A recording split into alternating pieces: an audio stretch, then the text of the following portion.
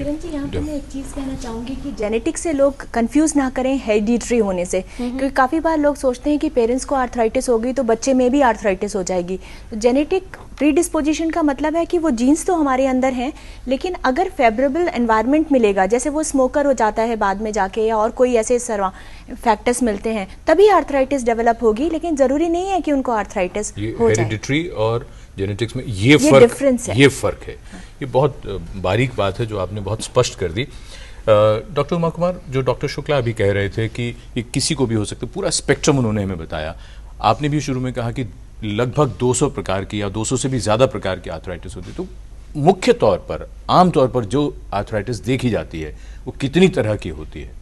Commonly हम arthritis को दो में डिवाइड कर देते हैं, इन्फ्लेमेटरी या नॉन इन्फ्लेमेटरी। इन्फ्लेमेटरी जो है वो सीरियस प्रकार की आर्थराइटिस होती है, जिसमें तो आप वेट कर ही नहीं सकते, आपको डॉक्टर के पास जाना ही जाना है और इलाज जल्दी शुरू करना है। समझाने के लिए कहें, इन्फ्लेमेटरी मतलब जिसमें सूजन, दर्द और ये सब सूजन आती है, दर्द होता है, जो मैंने कहा त्वचा लाल हो जाती है, मॉर्निंग स्टिफनेस होती है। स्टिफनेस जो है वो 30 मिनट से ज़्यादा तक की रहती है, और जैसे जैसे इंसान काम करना शुरू करता है वैसे वो स्टिफनेस, जकड़न कम होती जाती है। और जो मैकेनिकल और नॉन इन्फ्लेमेटरी आर्थराइटिस होती है उसमें जकड़न तो होती है, लेकिन वो बहुत ही कम वक्त के लिए होती है। 5-10 मिनट हुई, 15 मिनट हुई और वो फिर ठीक हो गई, और फिर थोड़ी देर के लिए इनएक्टिविटी हुई तो वो हो गई। ऐसे हम डिफ्रेंशिएट कर सकते हैं।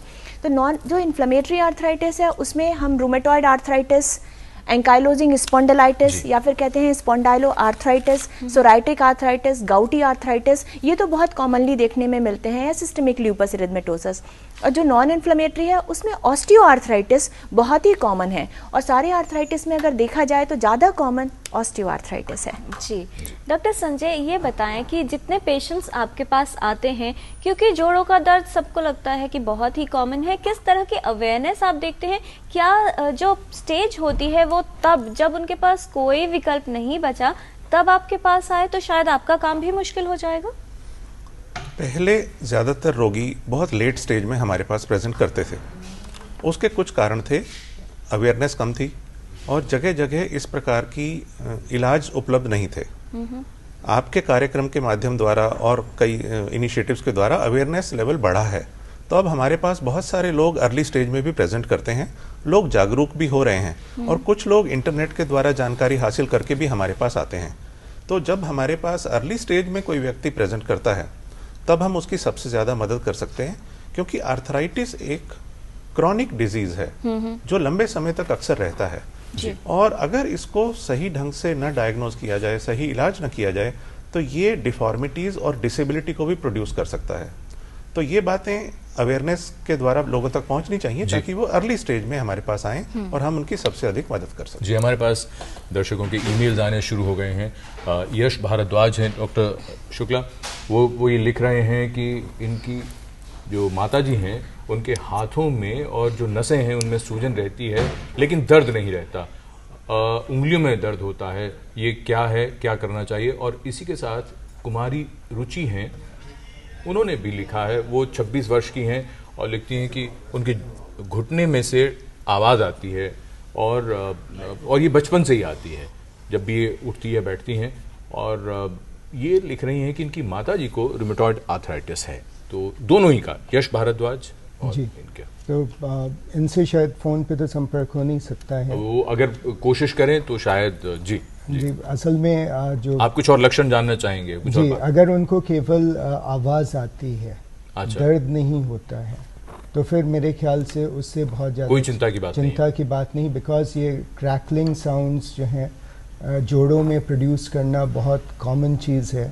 और इससे आर्थराइटिस नहीं डेवलप होती है। अगर उनको दर्द है, साथ में स्टिफनेस है, तो फिर उनको ज़रूर किसी डॉक्टर के पास जाना चाहिए, क्योंकि उनकी मदर को भी रूमेटॉइड आर्थराइटिस रहा है। जी जी जी। तो इन्होंने केवल क्योंकि आवाज़ की बात कही है तो इसको देखते हुए ज़्यादा चिंता की ज़रूरत नहीं है।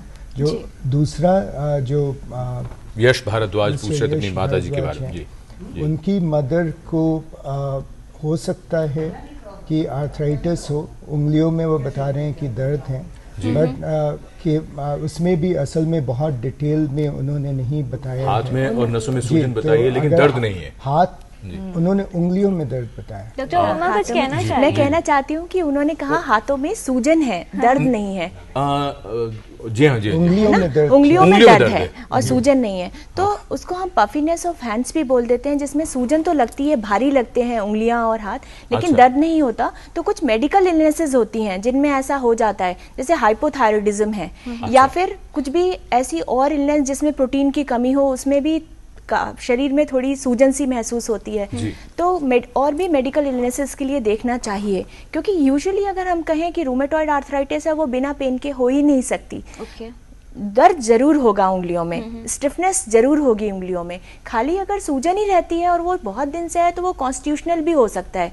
जो हम कहते हैं कि बनावट अलग अलग होती है, तो कोई चीज़ अगर वैसी है, शुरू से ऐसी है, पफीनेस है, पेन नहीं हो रहा, तो उसको इग्नोर कर सकते हैं। डॉक्टर उमा, क्या कोई ऐसी स्थिति भी होती है जिसमें व्यक्ति को लगे कि शायद ये आर्थराइटिस है, लेकिन वो कंडीशन कुछ और होगी?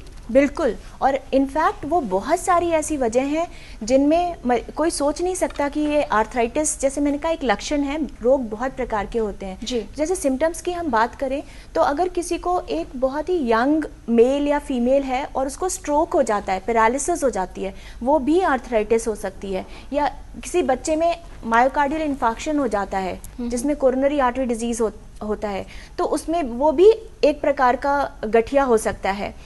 उसके अलावा आंखों का पानी सूख जाना, मुंह में लार का नहीं बनना, बालों का बहुत झड़ना और उसके साथ साथ त्वचा पे भी निशान पड़ना, बुखार बहुत दिन तक रहना, रिकरेंट अबॉर्शंस होना महिलाओं में, या कंसीव ना कर पाना, और मुंह से खून आना। जो अक्सर लोग सोचते हैं कि मुंह से खून आना मतलब ट्यूबरक्लोसिस, जी, कॉमन कॉज जो है, लक्षण है, वो ट्यूबरक्लोसिस ही है, लेकिन और भी बीमारियां हैं जिसमें ये हो सकता है। और मैं आपको बताऊं, ऐसा हो भी चुका है कि हमारे पास एक पेशेंट आया, उसको जब भी मुंह से खून आता था और वेट लॉस हो रहा था, तो ट्यूबरक्लोसिस का मल्टीपल कोर्सेज ले चुका था ATT का वो पेशेंट। डॉक्टर उमा, ये जो आप बात कह रही हैं, एक तो लक्षण जो बहुत वेग हैं जिसमें कोई सोच नहीं सकता कि आर्थराइटिस होगी, और दूसरा जिस डॉक्टर के पास वो गए और उन्होंने कहा कि मान लीजिए आपको ट्यूबरक्लोसिस है, जैसे आपने कहा, ऐसे में जो पेशेंट डॉक्टर के पास जाता है, उस फिजिशियन का या उस ऑर्थोपेडिशियन का कितना अहम रोल आप मानती हैं, महत्वपूर्ण भूमिका होगी? क्योंकि ये सारा उसी पर डिपेंड कर रहा है।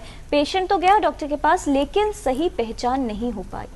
तो इसके लिए बहुत बहुत ज़रूरी है, और इन सब चीज़ों में आपके प्रोग्राम्स और न्यूज़पेपर, मीडिया, दूसरी मीडिया में जो लिखे जाते हैं आर्टिकल, उनसे अवेयरनेस इंक्रीज़ हो रही है। कभी भी अगर गठिया लगे या कुछ इस तरह की प्रॉब्लम हो, जैसे मैंने बताया कि लक्षण इस प्रकार के हैं, हमेशा मेडिकल डॉक्टर के पास जाएं, सर्जन के पास ना जाएं, क्योंकि जो मेडिकल डॉक्टर्स हैं उनको ही मेडिसिन की नॉलेज ज़्यादा होगी। I mean it's you want except it और not, this is a truth, bitter truth. So हमेशा फिजिशियन के पास जाएं। अगर रूमेटोलॉजिस्ट अवेलेबल नहीं है, जो कि रूमेटोलॉजिस्ट बहुत कम है इंडिया में, तो फिजिशियन अगर जरूरत समझेगा तो वो रेफर कर देगा रूमेटोलॉजिस्ट के पास हायर सेंटर्स में, लेकिन हमेशा फिजिशियन के पास जाना चाहिए। अगर